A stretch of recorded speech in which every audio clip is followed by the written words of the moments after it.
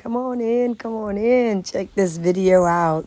I came up with a few things that I thought were pretty important to cover because I've been asked these questions. So I said, well, let me go ahead and put it in one nice little neat video of the pros and cons to being a part-time RV'er.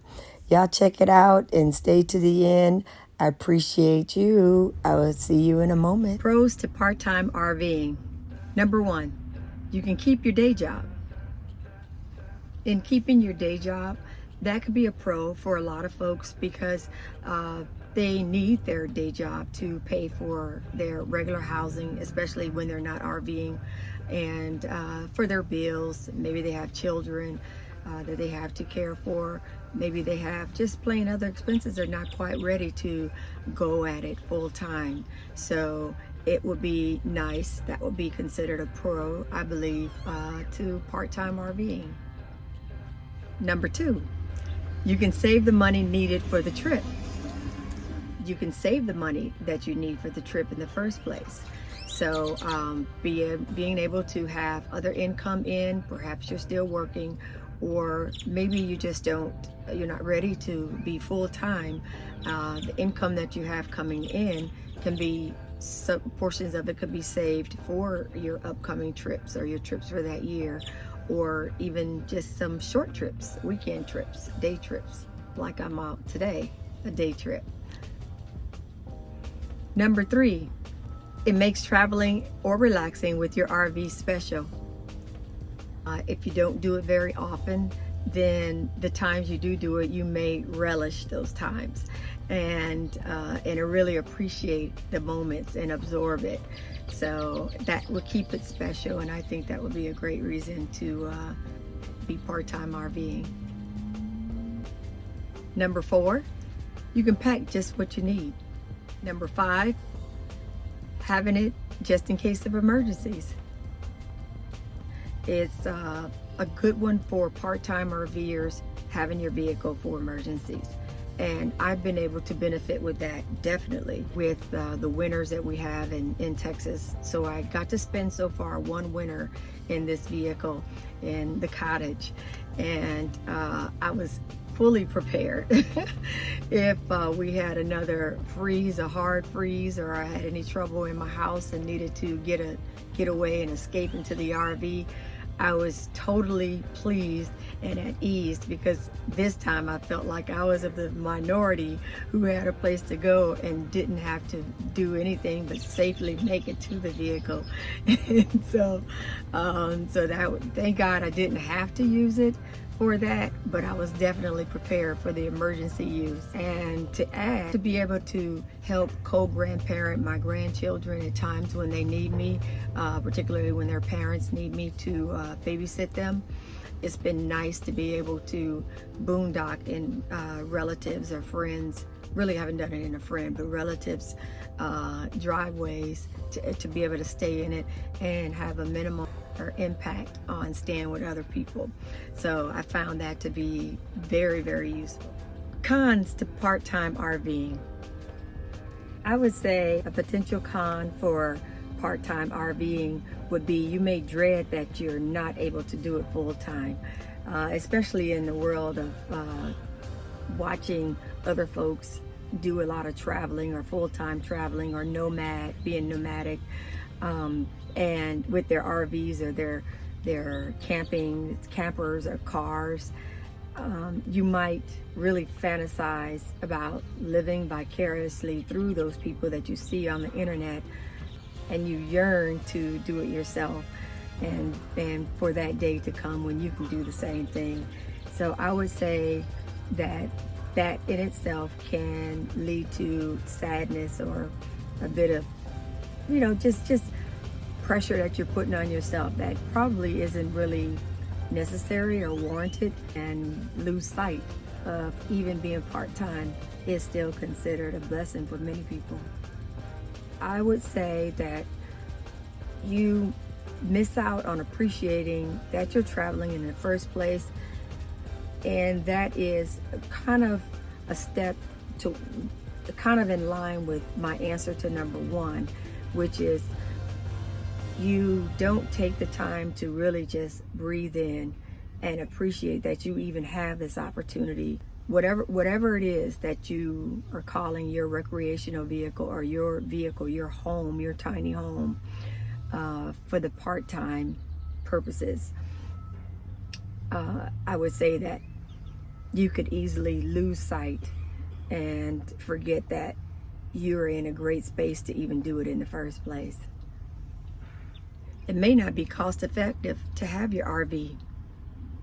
It may not be cost effective owning an RV part-time, because if you think about it, your daily use, or you think about your usage of it per week or per month or within a full span of a year, by the time you add it up, you may say, it may cost you $2,000 a month to have the vehicle. It may cost you $1,000 a month to have it. But when you break it down and you can only use it a short amount of time, you may feel as though this is an extra expense that it may be money better used in a different area, or it may even be money that you don't really have.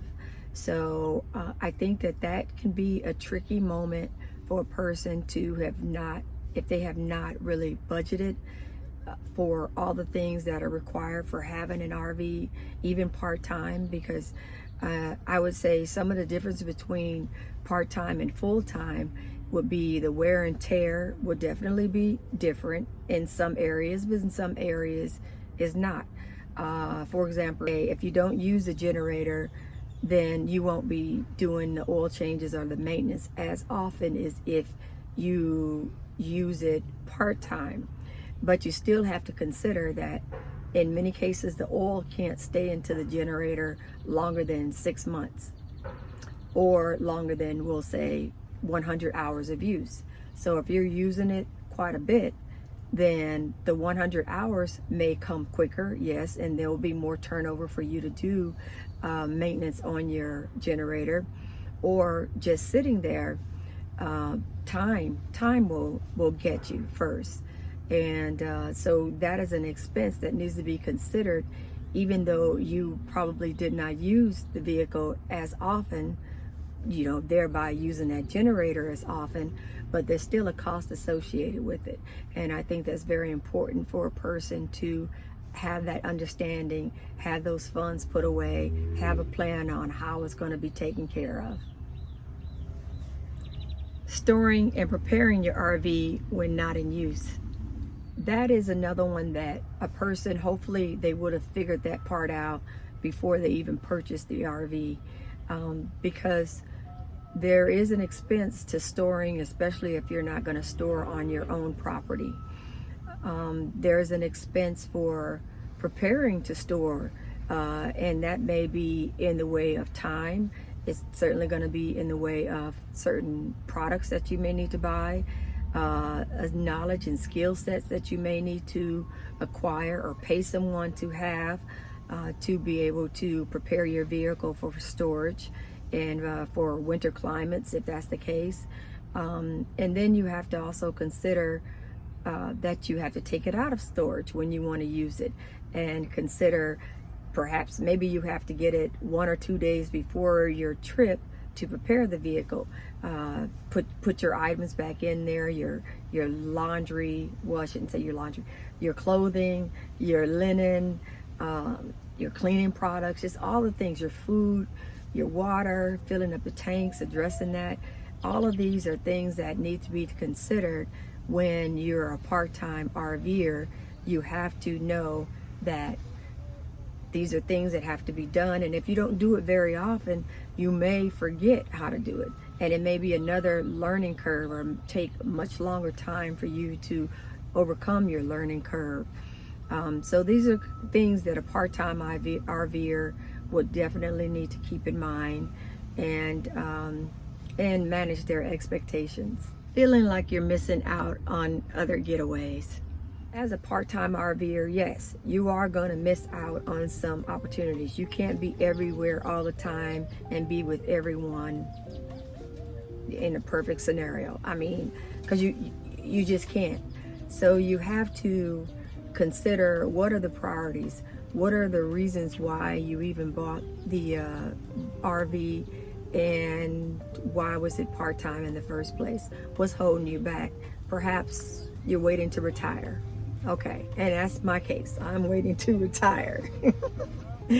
And, before I can go full-time. And so the person has to remember what is the reason why, and stay focused with not beating yourself up. I'm saying you be flexible and manage, again, your expectations. Definitely do that. Even as a full-time RVer, you won't be able to go everywhere all the time. There's still going to be things that are going to have to be prioritized, either financially. Do you have the funds? Is it reasonable to even take your RV to this function, or maybe it's better to fly? Maybe it's better to postpone that to the following year. Well, that wraps up the pros and the cons for part-time RVing from my point of view. And anyway, but I hope that this was helpful to you, and, pass it along if this was some good information that you think others might be interested in. And definitely subscribe if you haven't done so already. Anyway, y'all take care of yourselves. Thank you so much, and have a fantastic day. Peace and blessings.